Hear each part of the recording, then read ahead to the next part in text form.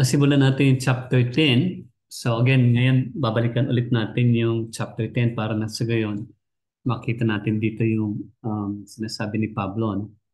And kung ano yung kanya nais na ipahayag sa mga mananampalataya sa Corinto.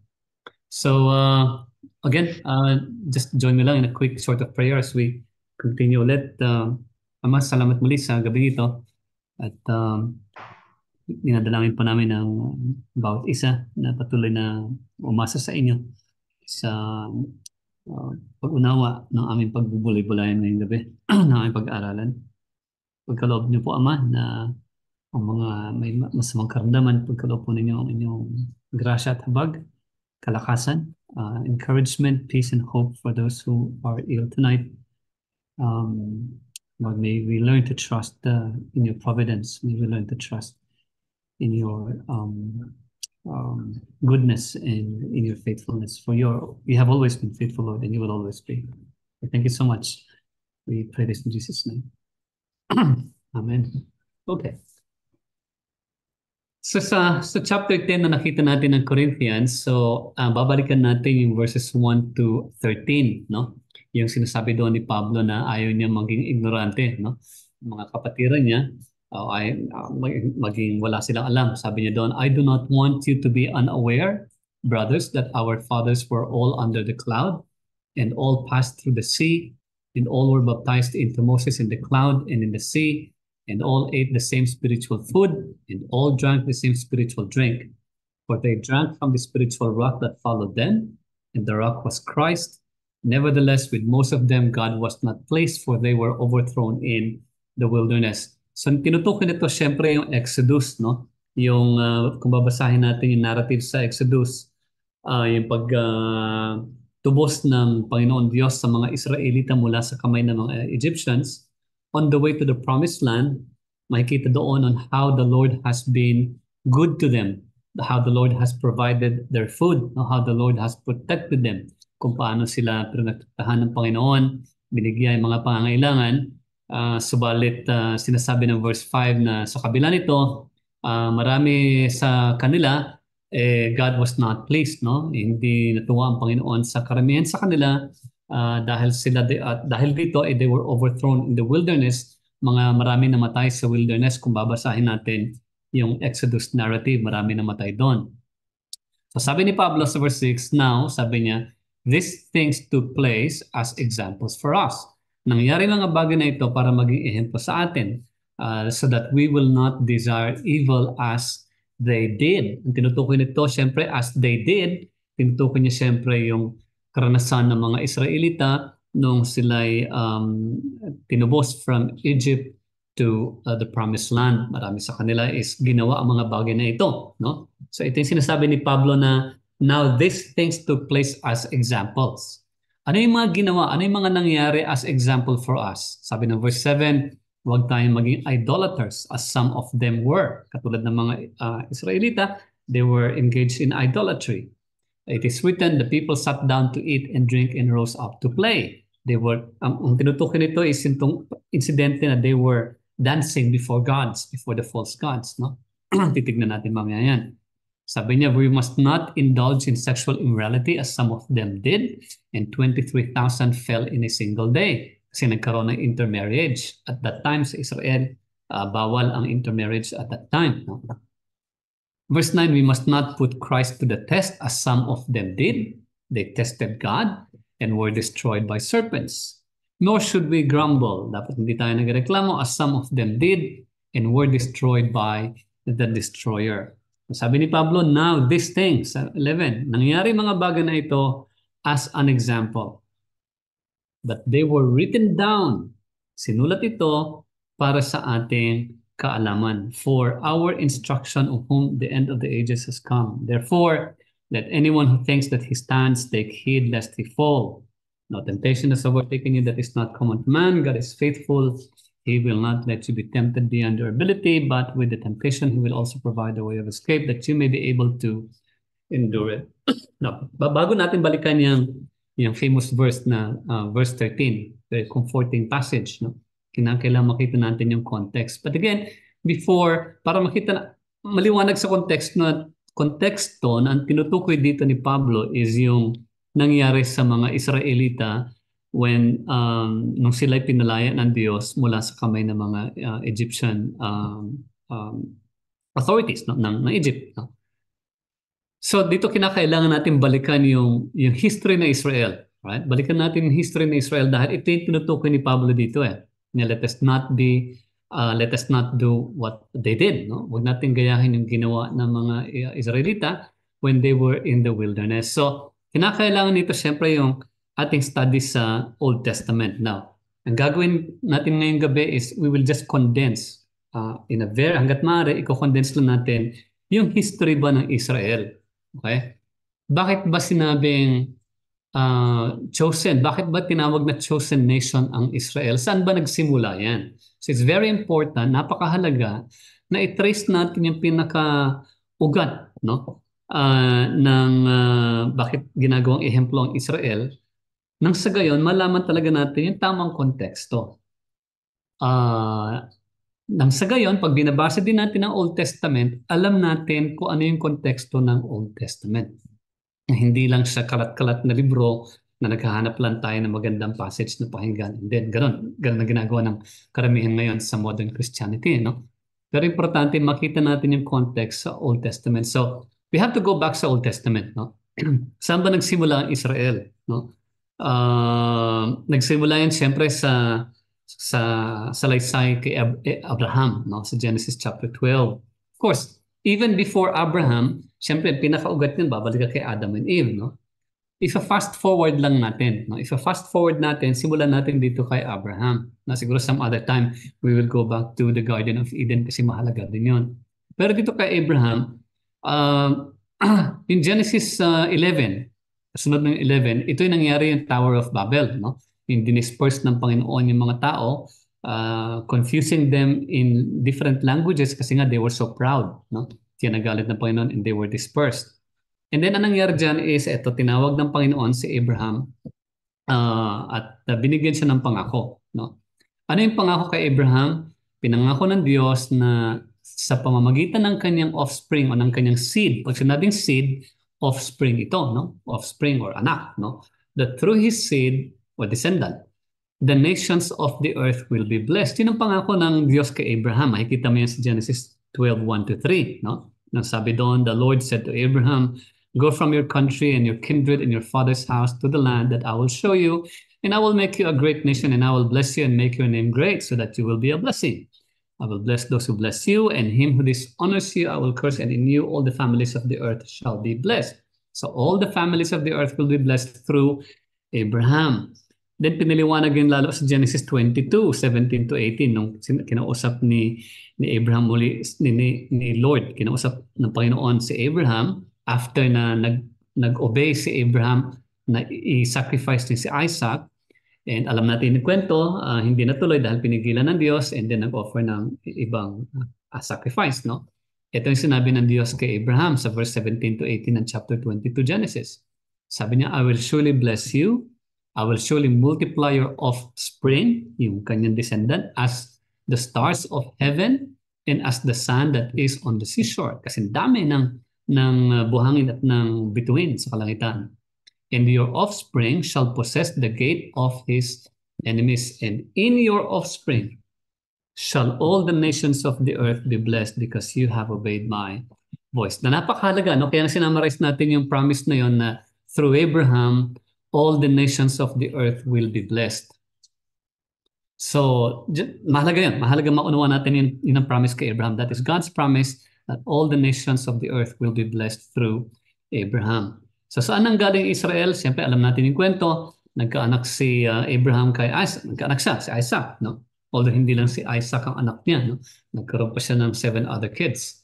Pero it is through Isaac na matutupad yung promise na all the nations will be blessed through Abraham. So nagkaroon siya ng anak, si Isaac. And then alam natin, si Isaac nagkaroon din ng anak, si Esau and Jacob. But of course, pinili ng Diyos si Jacob according to the narrative. Makikita natin sa Genesis 35 yan, sa narrative. Pinili ng Diyos si Jacob. And then si Jacob, alam natin, nagkaroon ng 12 sons. No? And of course, dito nagsimula yung Jacob, of course, binago yung pangalan, ginawang Israel. Nakita mo yun sa narrative ng Genesis. And then nagkaroon siya ng 12 sons. Ito na ngayon, yung 12 sons, pinagmulan ng 12 tribes. And because Jacob is named Israel, yung 12 tribes, yung anak niya, ito na yung tinatawag na 12 tribes of Israel. Kaya at the end ng Genesis, makikita mo doon na si Joseph na siyang naging kanang kamay ng Pharaoh, niligtas niya mga Israelita from famine, no? Dahil at the end of the day, nag-bow down before Joseph, yung kanyang mga kapatid. After Joseph, of course, spared them from the famine.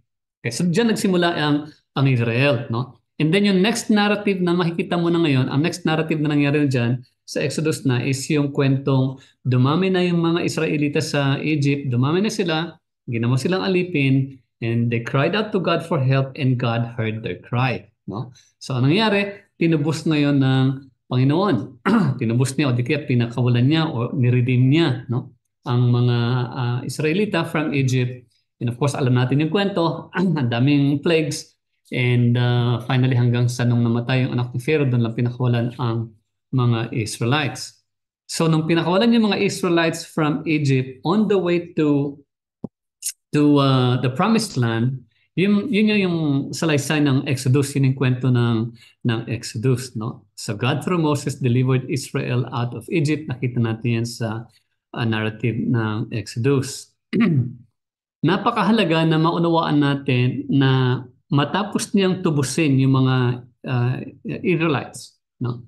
Matapos niyang palayain o kunin o tubusin yung mga Israelites from Egypt, doon niya ginawang ng kasunduan on covenant. Doon niya ginawa ng covenant o doon siya nagkaroon ng relasyon sa mga taga-Israelites. Specifically, makikita mo sa Exodus chapter 19 verses 5 to 6, tinawag ng Diyos ang mga Israelites para maging kingdom of priest. Ano ang role ng pare? Ang role ng pare is tagapamagitan between God and the people. So ang mga Israelites will be a kingdom of priests. Why? Because it is through them, through Israel, that the other nations will come to know God. Kaya sabi sa Exodus 19:5 to 6, ginagawa silang kingdom of priests. Because that is the plan after all. Babalik ka sa promise ng Panginoon kay Abraham, that through Abraham, all the nations will be blessed. And paano mangyayari yon? By choosing Israel to be a kingdom of priests. So merong task ang Israel, and that is for them to declare forth the goodness of God. Na kung saan sa pamamagitan nila, makikilala ng sanlibutan ang tunay na Diyos. Of course, kaya nga ginawa silang holy nation, meaning separate. Inihiwalay sila para nang sa gayon, through them, makikitang iisa lang ang tunay na Diyos. So, again, napakahalaga nito dahil ang pagkakaintindi ng karamihan ngayong 19th century, no? 19th century Christianity, ang pagkakaintindi, pag sinabing chosen nation ang Israel, parang special favor na, special sila, chosen yan eh. Automatic anak ng Diyos sa mga yan. No? Yun ang understanding. But if you go back sa promises ng Panginoon, pabalikan mo yung kwento sa Bible, ang kwento niyan is nangako ang Diyos kay Abraham na sa pamamagitan niya, all the nations of the earth will be blessed. Paano maisa sa katuparan yan? Pinili niya yung offspring ni Abraham through Isaac, through Jacob, and through yung anak nga ni Jacob, yung 12 tribes of Israel. Ito yung kanyang pinili for a particular purpose. Ano yung purpose na yon? For that through them, God will be made known through all the earth. Kasi sabi ng mga historians, nung panahon ng Egypt, panahon ni Abraham, panahon ni Moses, sa iba't ibang bahagi ng mundo, very rampant yung worship na sa mga Diyos-Diyosan. Na very rampant. Ang dami mga Diyos-Diyosan noon. And here is God telling Israelites na there is only one God. Hindi sinasabing iisa lang ang tunay na Diyos. Hindi. Iisa lang ang Diyos. Because yung mga ibang Diyos, they are not gods. No? Same teaching noon is, kaya sinasabi, here Israel, thy God is one. Kasi iisa lang talaga ang Diyos. Through them nga, God will be made known. So that was the plan kung titignan mo from Exodus chapter 19. Pinili sila for a particular task, not because they were special, not because they were good, not because they were something unique, no, but because God, out of His sovereignty, because of His sovereign will, pinili niya si Abraham, which galing sa Shem, sa anak ni Noah, descendant na anak ni Noah, pinili niya si Abraham para na sa gayon, through his seed, God will be proclaimed through all the nations. Kaya lang, alam natin yung sa narrative, makikita natin sa narrative sa Old Testament, no? From Exodus pa lang, from Exodus pa lang hanggang sa Malakay, no? Makikita natin sa narrative that Israel has been disobedient and has been rebellious. Ano yung ginawa nila? Sabi sa Exodus 32 chapter 6, hindi lang yung verse na yan, but many other verses, passages, Samuel, Judges, and other passages in the Old Testament, nag-engage in idolatry yung mga Israelita. The Israelites, ang pattern ng activity nila is pagka meron hindi silang makuha na gusto is they will worship other gods, no? And then pagka magagalit ang Diyos sa kanila, they will punish them, they will repent, and then pag wala na ulit, they will again resort to idolatry, worship of other gods, no? Yan yung sinasabi ni Pablo sa 1 Corinthians chapter 10 verse 7, na do not be like them, do not be engaged in idolatry. Binabasa natin kanina sa verse 7 ng 1 Corinthians 10. Ano pa yung ginawa ng mga Israelites? They also engaged sexual immorality. Makikita mo yun sa Numbers 25:19 where they were forbidden na magkaroon ng intermarriage pero nilabag nila yung kautusan na yon, hence they were accused of sexual immorality. Ito rin sinasabi ni Pablo sa verse 8 ng Corinthians 10 na huwag tayong mag-engage katulad ng ginawa nila. Ginawa ng mga Israelites way back nung panahon ng Exodus, nung kanilang pagpunta sa Promised Land.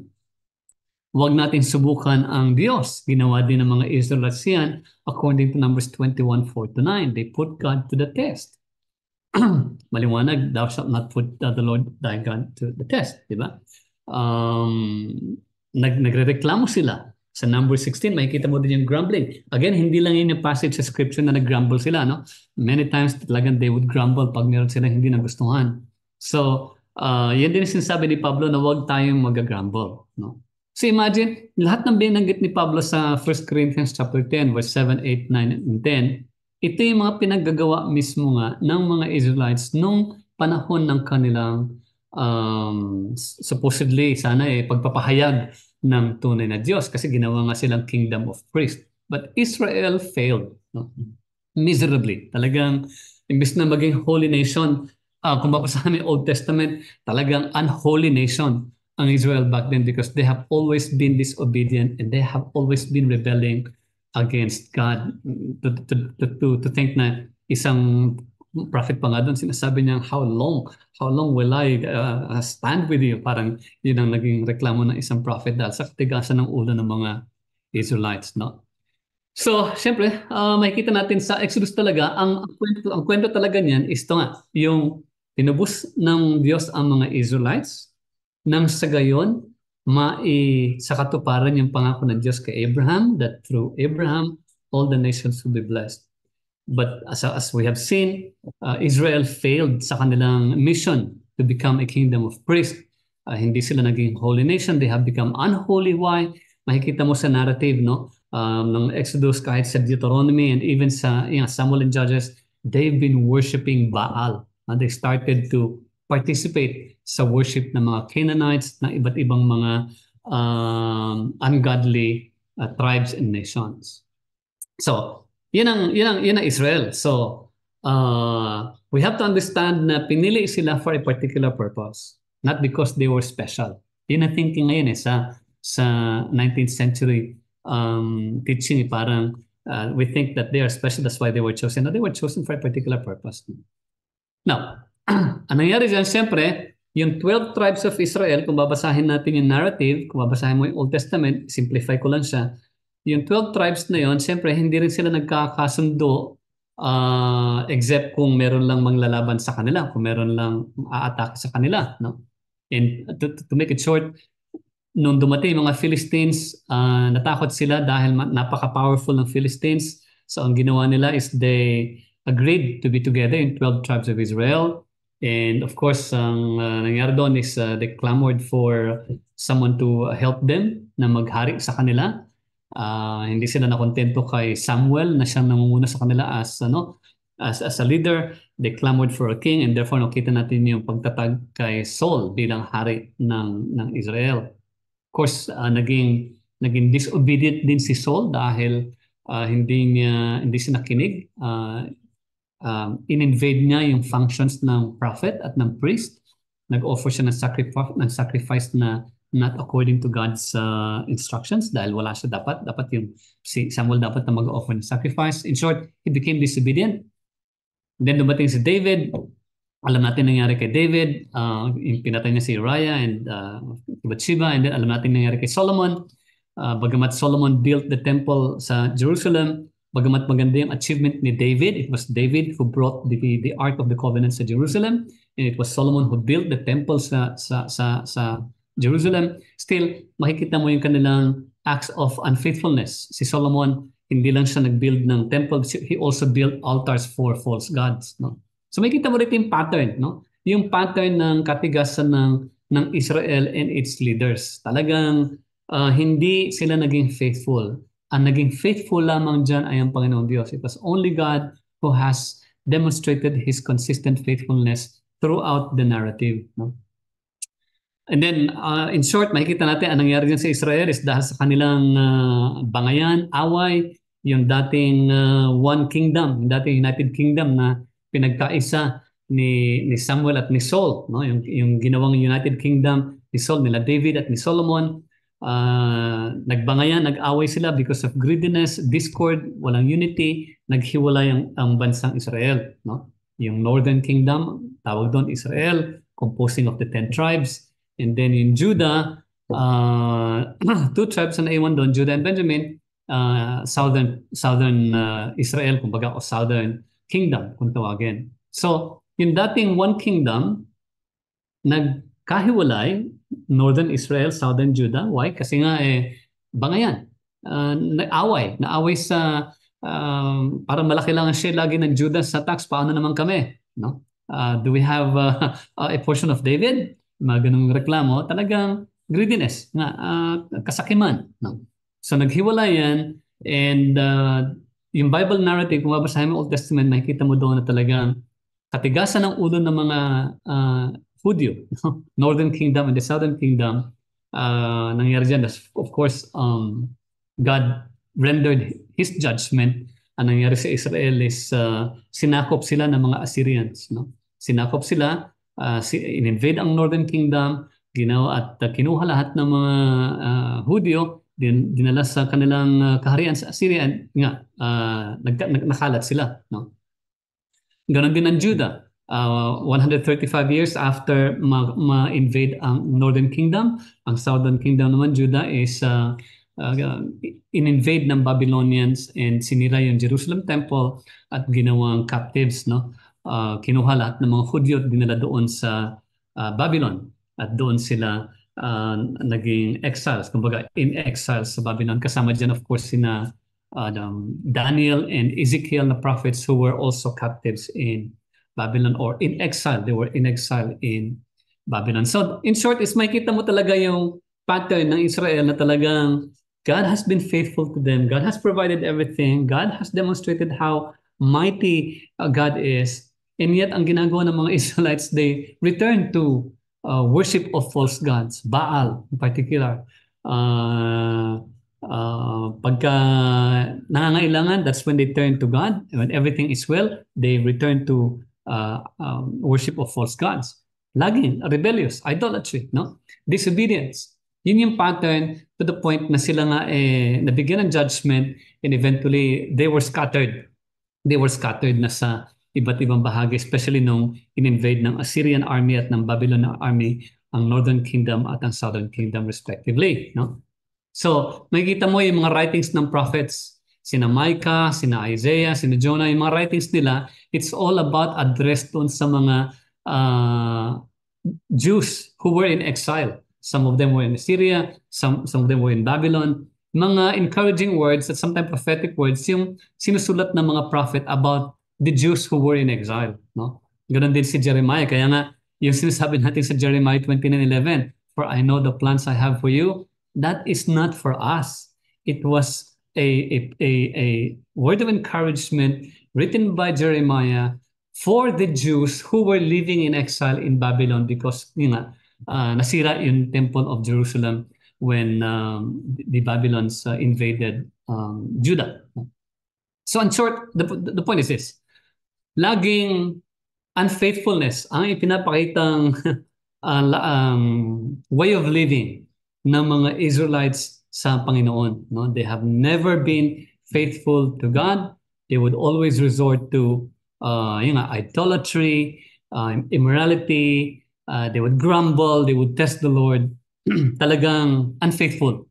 Never na talagang naging tapat. No? Does it mean to say na God gave up on them? The answer is no, of course not. Dahil sabi nga ni Pablo sa Romans 11, of course not, no? Pero through Israel, dahil doon galing ang Panginoon Jesus, no? Through Israel, doon talaga manggagaling yung seed o yung descendant of Abraham through whom all the nations will be blessed. No? So through Israel, kaya nga sinabi natin, if you remember yung study natin many Saturdays ago, Jesus is the true Israel. Bakit? Because it is through Jesus that the promise to Abraham has been accomplished. No? Ano yun? Na through all the nations have come to know who the one true God is through the revelation of Jesus Christ. Siya yung nagpahayag kung sino talaga yung tunay na Diyos. And not only that, hindi niya lang nilimit sa mga Hudyo ang kaligtasan, but He opened the door for the Gentiles to be brought into the kingdom of God. Kaya nga both Jew and a Gentile, wala nang distinction. Magkaisa na yan. Sinabi ng Panginoon Jesus, there will only be one sheepfold. Dahil pinag-isa niya na ang Jews and non-Jews. So Jesus is the fulfillment of what was promised in the Old Testament that through the seed of Abraham, all the nations will be blessed. So again, it's mahalaga makita natin yung context niya, no? So yung Old Testament, in a nutshell, that is the story of the Old Testament. No? Of course, in details nun is nakalagay sa different books. But in a nutshell, yun ang story ng Old Testament from Genesis 12 down to Malachi. No? It's about the unfaithfulness of Israel and the faithfulness, the love, and the mercy and grace of God the Father despite the unfaithfulness of God's so-called chosen nation. So, you have to understand na yung Israel na naging unfaithful sa Panginoon Diyos, nakalat. Bumalik lang sila sa Judah, pero wala nang hari na namagitan, na namuno sa kanila. Wala nang hari, wala nang prophet na namuno sa kanila. In fact, nung bumalik sila sa Judah, they were under different military might, no? Yung mga Seleucids, mga Egyptian, mga Greeks, yan, si Alexander the Great, and the Roman Empire. Yan, sila mga namumuno sa kanila, no? They were the ones ruling over them, but no prophets until Christ came, no? Until na dumating ang Panginoon Jesucristo, at doon niya ipinahayag na siya nga galing from God, from the beginning was with God, made flesh so that God will dwell with His people. Kaya tinawag na Emmanuel, God with us. But anyway, that's the point. Jesus is the true Israel because it is through Jesus that all the nations, in fulfillment ng promise na Panginoon kay Abraham, has been fulfilled. He is the seed of Abraham through whom all the nations will be blessed. So, yan ang konteksto natin dyan sa Israel, no? So, just be careful na yung modern state of Israel ngayon is not the Israel referred to in the Bible, no?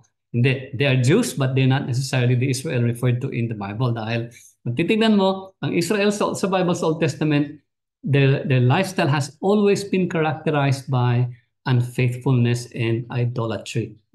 Maliwanag yan sa Old Testament narrative. Okay, going back sa 1 Corinthians 10, ito yung sinasabi ni Pablo. Lahat ng mga bagay na ito, yung ginawa ng mga Israelita, no? Nangyayari yan para maging ehemplo, pero isinulat ito para sa ating kaalaman.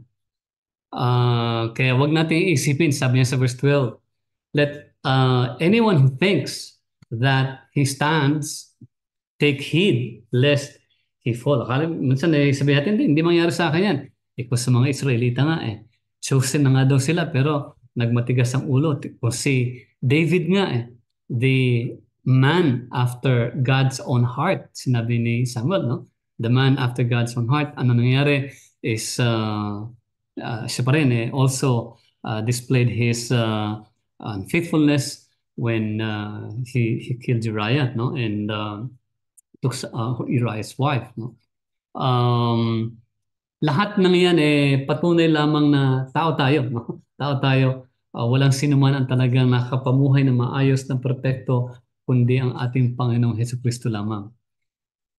So, huwag natin isipin na yun nga, hindi tayo babagsak. Let us be careful, no? Dahil kung hindi tayo naging maingat is we will also fall just like the Israelites. Katulad ng mga Israelites, nung sila'y nasa wilderness that they engaged in idolatry, they engaged in revelry, no? Yung sinasabi sa verse 7 na the people sat down to eat and drink, no? Ang context nito is they were drinking and dancing and eating before a pagan god, before a false god, no? Yung revelry noon, no? So, yun ang context noon, yung idolatry. So, yung sabi ni Pablo, wag natin gagayahin yung ginawa nila because kung ginawa natin yan, of course, we will continue to desire evil. No? We will continue to desire evil. We must not put Christ to the test. Many Christians sometimes we unconsciously we do this, no? We put our God to the test, no? Sige, tingnan mo kung ito yung ano ng Diyos, no? We try to do that instead of having that submissive heart na Lord. I don't know what your plan is, but Lord, whatever your plan is, I submit to your will. I will do this, but nevertheless, Father, let your will be done, no? Iba yung submissiveness testing the Lord. Sige, bibigyan nga ako ng tithes, tignan ko kung pagpapalain ako ng Diyos dito. That is even wrong, no? Sinabi ko nga, tithes is not for us today. Tithes is no longer for us today.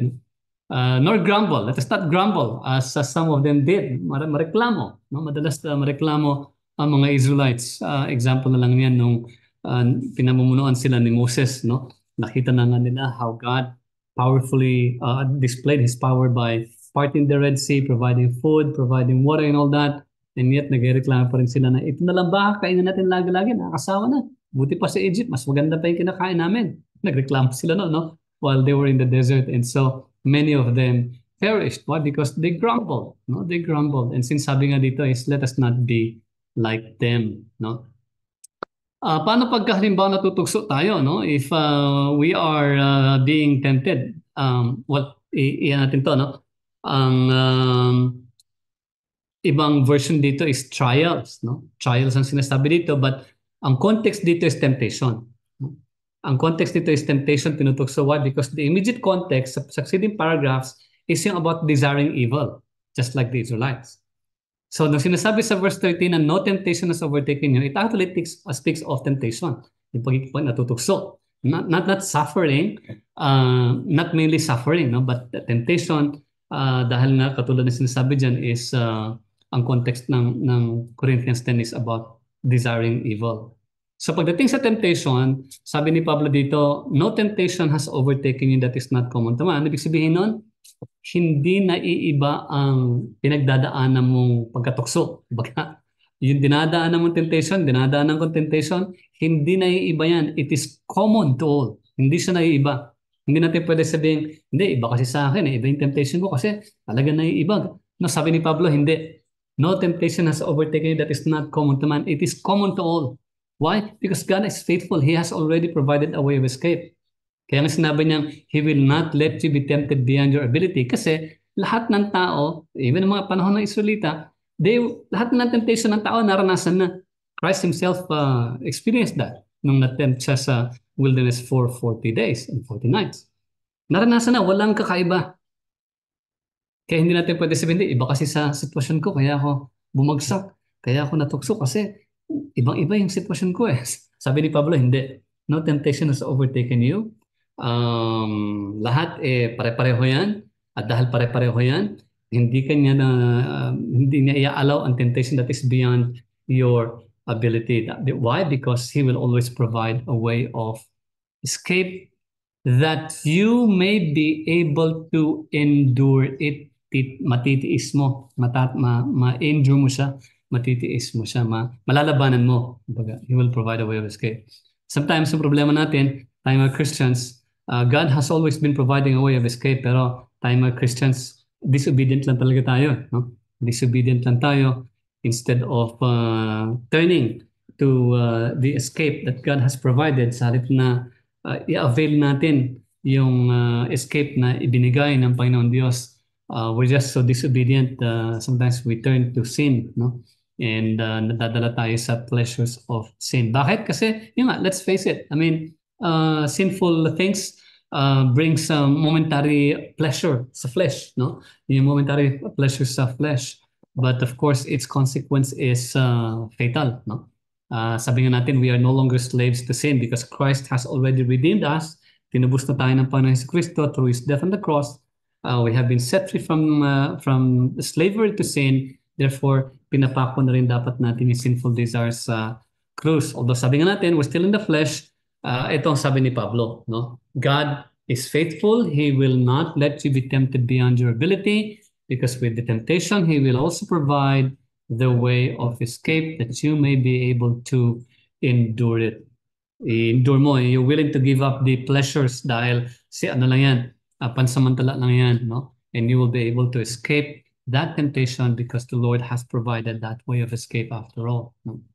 So yun ang kwan. Yun ang sinasabi ni Pablo dito sa Romans chapter 10, Corinthians, 1 Corinthians chapter 10, binibigyan pansin niya dito yung lagi, no? Yung failure ng kanyang mga fathers.